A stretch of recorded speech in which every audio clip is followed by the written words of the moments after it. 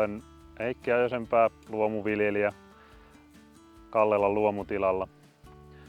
Ollaan Lounais-Suomessa meren rannikolla ja tyypillistä on, että täällä keväällä sataa aika vähän. Ja yleensä Suomessa pellot täytyy salaojittaa. Sadan niin sitä vettä ei riitä. Ja mun pelloille sopii tämmönen säätösalautusjärjestelmä, eli padotaan ja säästetään sitä vettä niin se on hyvä juttu, ja jos ilmastonmuutos etenee, että ne kuivuudet lisääntyy, niin siitä on silloin lisää hyötyä. Ja mulla on tällä järjestelmällä mahdollisuus myös pumpata vettä ja altakastella sen ojaston kautta, ja pystyy antamaan sitten sille kasvustolle lisää vettä. Ja sitten toisaalta se salaojitus, kun niitä on uusittu, ne on aika vanhoja pelloilla, niin jos talviaikaiset sateet lisääntyy, niin se voi olla toinen haaste pelloille, että tulee vettä paljon enemmän ja ne on märkiä ne pellot. Niin sitten toimivalla ja kunnollisella ojituksella niin se maan rakenne pysyy parempana, tai keväällä päästään sinne niin kuin oikeaan aikaan peltotöihin. Ensimmäiset täydennys- ja uusintasalaojitukset tehtiin 2005, eli kun oli vuosi pidetty tilaa. Yhdellä lohkolla oli niin isot ongelmat siinä kuivatuksessa. Ja suurin osa maalajeista, tai ehkä 1/3 maalajeista, niin on sellaista urpasavea, eli siihen sopii hyvin semmoinen säätöojitus, eli se vesi liikkuu hyvin siellä maassa salaojien välillä, niin on sitten siitä lähtien niin tehty semmoisia säätöojituksia. Eli tarvittaessa voidaan padota sitä vettä sinne, ja sitten taas jos tarvitaan sitä kuivatusta, niin niissä säätökaivoissa niin pystytään sit päästämään sitä vettä pois. Sitä on tehty jo pitkän aikaa, ja kohta on oikeastaan kaikki pellot, mihin se soveltuu, niin niihin on tehty täydennysojitusta. Kun tulee isompia sateita tai kuivia jaksoja, niin silloin uudempi ojitus niin nopeammin kuivaa sitä peltoa, ja sitten kun on tämmöinen säätökaivo, niin voidaan kuivana aikana sitä vettä varastoida sinne peltoon. Ja tarvittaessa voidaan sit vielä pumpata sinne lisää, että se on niinku tulevan varalle. Ehkä semmoinen huoli mikä on, että jos on pitkään kuivaa, niin sitten pitäisi varastoidakin sitä vettä näihin niin kuin isommalle alueelle tai yhdessä muiden viljelijöiden kanssa. En tiedä, pitääköhän Suomessa mennä siihen. Et toistaiseksi peltoviljely ja viljat tiloilla, niin harvalla on niin kuin varauduttu kasteluun ja veden varastointiin. Mun tila on niin lähellä rannikkoa, että esimerkiksi tällä lohkolla niin tulviminen on ihan semmoinen säännöllinen, että joka talvi tulvii. Niin toisaalta sen hyvä puoli on sitten se, että sitä vettä on myös kesäkuivalla saatavilla. Ja veden korkeus riippuu ihan meriveden korkeudesta.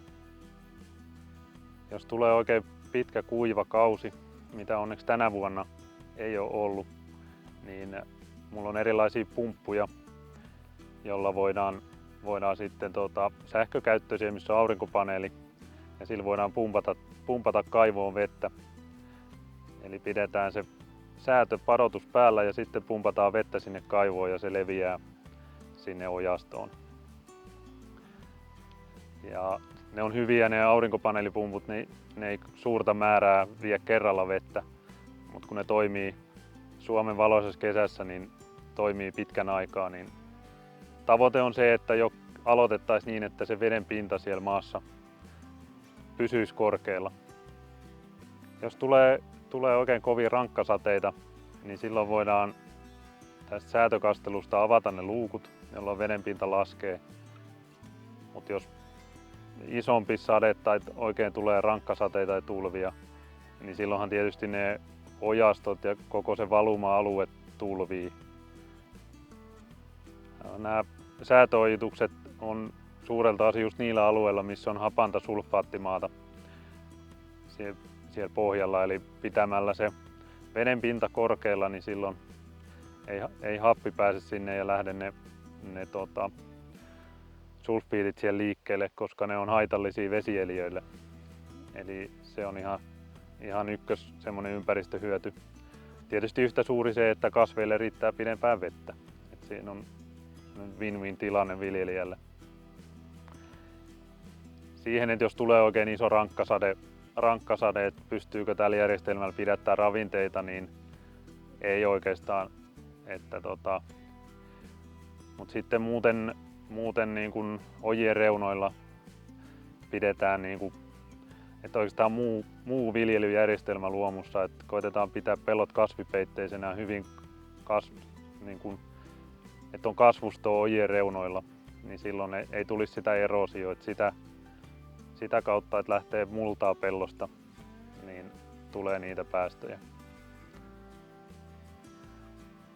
No, veden laatua ei kauheasti tarkkailla, niitä on tietyillä valuma-alueilla, mutta täällä missä mä viljelen, niin ei ole oikeastaan, enkä itse sitä tarkkaile, mutta ihan sen tiedon perusteella, että mitä vähemmän vettä lähtee pellolta pois, niin myös niitä ravinteita lähtee.